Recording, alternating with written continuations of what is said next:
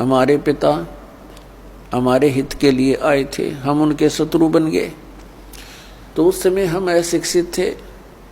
अब परमात्मा ने सबसे पहले ये रजा बख्शी, हमें शिक्षित करवाया। पुण्यात्माओं 5500 वर्ष तो कलयुग बीत गया, और उससे पहले जालिए कितना समय 3 युग गए। केवल एक ब्राह्मण वर्ग ही शिक्षा का अधिकारी था और कोई शिक्षा नहीं ग्रहण करता था, क्योंकि यह शिक्षा अच्छी नहीं है, यह बेईमान बनाती है प्राणी को। यह पाप करने से फिर हिचकता नहीं है व्यक्ति। यह शिक्षा गई ब्राह्मण समाज में। इस शिक्षा को इन्होंने रोजी रोटी का धंधा ही बना लिया और पाप के भागी बनने लगे। अब शिक्षा आ गई सब समाज में। कितने चतुर बन गए हम भले ही ऊपर से कितने शिष्ट नजर आते हों, सुंदर कपड़े पहन के, बढ़िया कोई ठिकार लेके, अंदर से कति खोखे और खोखले हुए पड़े हम। हमारे विचार वो नहीं रहे जो हमारे दादे और परदादा के हम देखा करते थे। कितनी इंसानियत थी उनके अंदर। अब पुण्यात्माओं, हम जैसे वर्तमान के मानव से भी हमारा पाला पड़ा है, और आज से 55 वर्ष 50 वर्ष पहले जब हम कुछ जानने योग्य हुए, वो समय भी हमने देखा है। उस समय में और आज में दिन और रात का अंतर हो गया।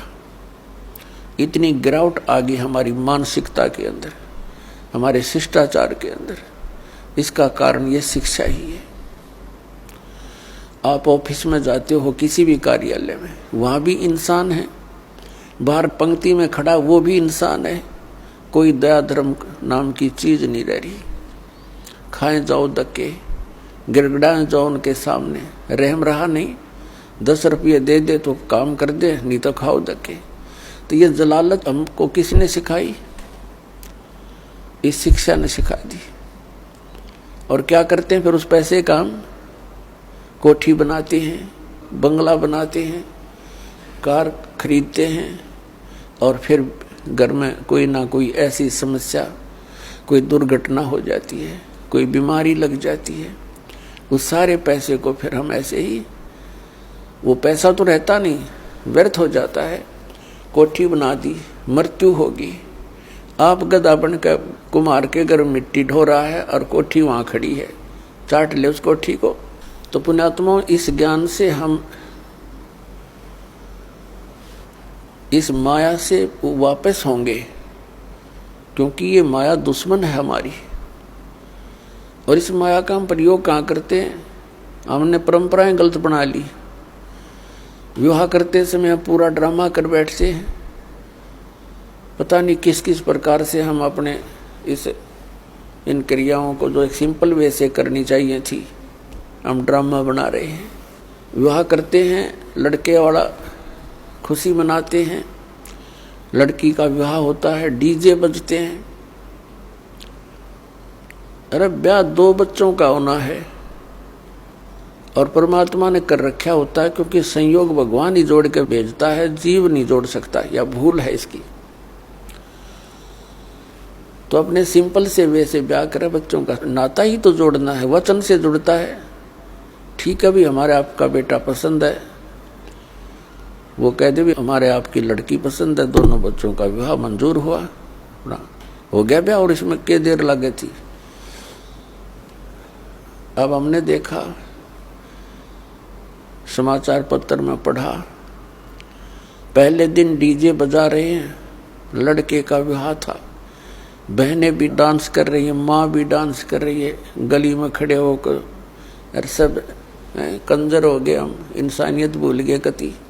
अगले दिन क्या होता है कि विवाह के लिए जा रही थी बारात, रास्ते में दुल्हे वाली कार टकरा गई एक ट्रेल लेते हैं, दूल्हा मर गया, साथ में और बैठे थे 6-7, वो मर गए। पहले दिन तो खुशी मना रहे थे, अगले दिन टक्कर मार कर रो रहे हैं। तो इस काल के लोक में और हम बकवाद करें, इसलिए कर रहे हैं क्योंकि हमने भांग पी रखी है, नशा हो रहा हमारे।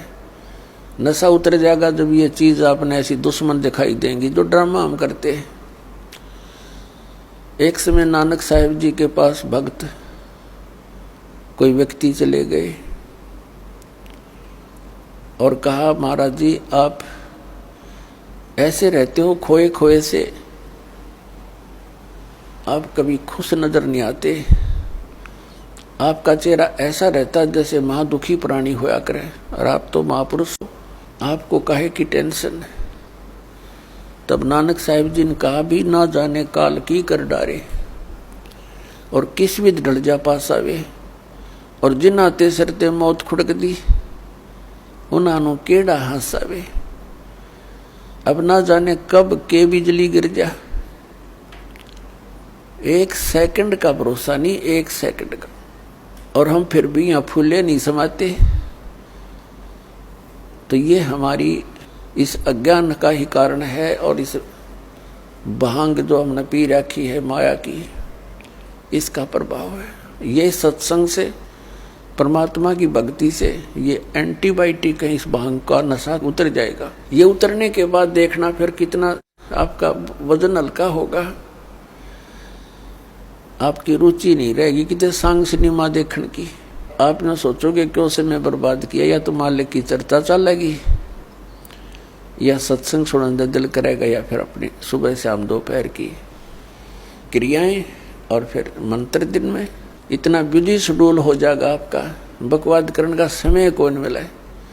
और कभी समय मिलेगा तो रुचि नहीं बन सकती है, क्योंकि आत्मा स्वीकार करे नहीं, बहुत दिन हो गए इसने ये बकवाद करती ने, इसका कुछ भी हाथ नहीं लगा। तो पुण्यात्मा, हमने अपने सिर पर आप वजन घना रख लिया है। सबसे पहले तो हमने इस विवाह के ऊपर खर्चा कतिबंद करना पड़ेगा। फिर हम कोठियां बनाते हैं, सिंपल मकान बनाओ, ठीक है, जिसके पास दो पैसे हैं वो भी अपना हिसाब का ही मकान बनावे, लोग दिखावा नहीं करे। तो उसमें हमें भक्ति में ज्यादा समय मिलेगा, हमारी टेंशन खत्म होगी।